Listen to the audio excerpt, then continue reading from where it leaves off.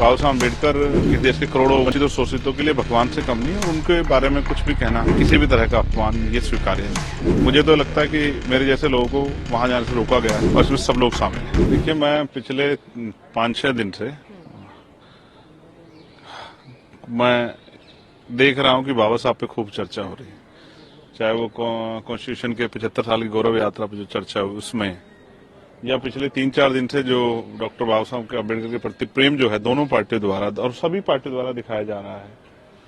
तो मुझे लगा कि सही समय है कि जब सब लोग सहमत हैं तो बाबा साहब का जो दर्शन था उस दर्शन पे भी जो है अब सब लोग मिलकर काम करें। और जो आज की जरूरत है schedule caste, schedule tribe, backward, minority, महिलाओं की, उनसे रिलेटेड मैंने 12 मांगे प्राइम मिनिस्टर जी को रखी है कि प्रधानमंत्री उनका संज्ञान लें।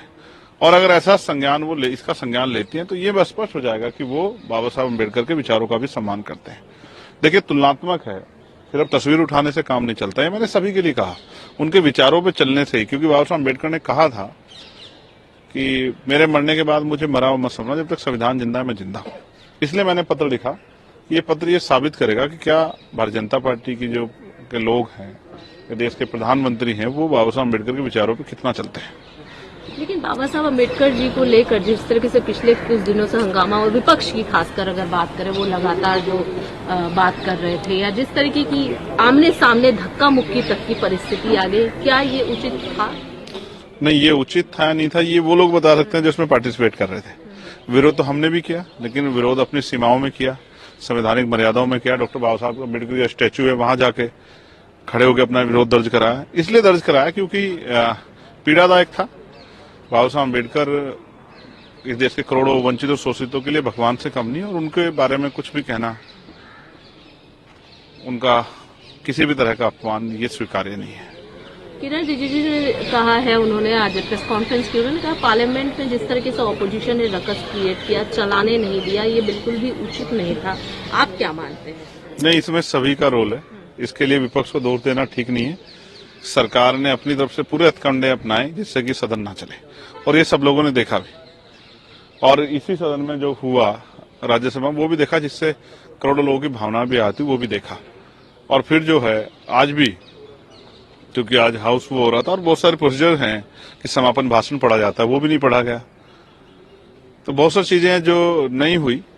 मुझे दुख इस बात का कि आज इस बार के सेशन में बहुत सारे मुद्दे जो मैं अपने क्षेत्र के उठाए, जैसे किसान यहाँ बंद है नोएडा में और बहुत परेशानी में बंद किए गए हैं, उनसे मिलना जुलना भी लोगों का जो है बंद कर दिया। हमारी पार्टी आवाज उठा रही है, बहुत सारे ऐसे विषय थे जिन पर आवाज उठानी थी, लेकिन वो सब इसलिए नहीं हो पाए क्योंकि सदन नहीं चला। सदन चलता तो अवसर मिलते, और अवसर मिलते तो हम अपनी बात को कहते, सरकार जवाब मांगते।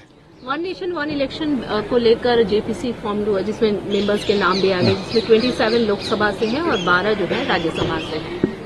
हाँ, मुझे इस बात की तकलीफ है कि जो वास्तविकता में अम्बेडकराइट्स हैं, जो कॉन्स्टिट्यूशन पे जिनकी पकड़ है, जो कॉन्स्टिट्यूशन पे लंबे समय से जो है कॉन्स्टिट्यूशन को लागू कराने के लिए प्रयास कर रहे हैं, जो सरकार सवाल मांग रहे हैं, उन लोगों को, उनमें जिनमें मैं एक बहुत बड़ी जिम्मेदारी से इस बात को पहले दिन से उठा रहा हूँ, मुझे उससे दूर रखा गया। मुझे उम्मीद थी, मैंने कहा भी कि मैं इसका हिस्सा रहना चाहता हूँ, लेकिन फिर जब ये कहा जाता है कि यहाँ समान अवसर नहीं, समान अवसर होते तो चंद्रशेखर आजाद जो है वो उस जेपीसी का हिस्सा होता, क्योंकि उस दिन भी मुझे बोलने से रोका गया, मना किया गया। तो मुझे उम्मीद थी कि जेपीसी के जरिए जो है, जो कॉन्स्टिट्यूशन पे इतना बड़ा हमला हो रहा है, उस बात को हम रख पाएंगे। लेकिन यहाँ मैंने फिर कहा, और एक दिन मैंने पीड़ा भी जाहिर की थी कि अम्बेडकराइट होने की वजह से मुझे बोलने से रोका जाता है। और अब जब इस जेपीसी का हिस्सा नहीं बना तो मैं समझ सकता हूँ कि मैं अपनी तकलीफ को ज्यादा शब्दों में बयान नहीं करता। मुझे इस बात की पीड़ा है कि मैं उस जेपीसी का हिस्सा नहीं बन पाया। मैं वहां होता, क्योंकि सबसे बड़ा हमला छोटी पार्टियों पे है, तो मैं अपनी बात को रख पाता, राज्यों के पे जो हमला है उस बात को भी रख पाता, और जो हम तानाशाही की तरफ बढ़ रहे हैं उस पर भी मैं अपनी बात रख पाता। लेकिन हो सकता है क्यों नहीं अवसर मिला। मुझे तो लगता है कि मेरे जैसे लोगों को वहां जाने से रोका गया है और इसमें सब लोग शामिल हैं।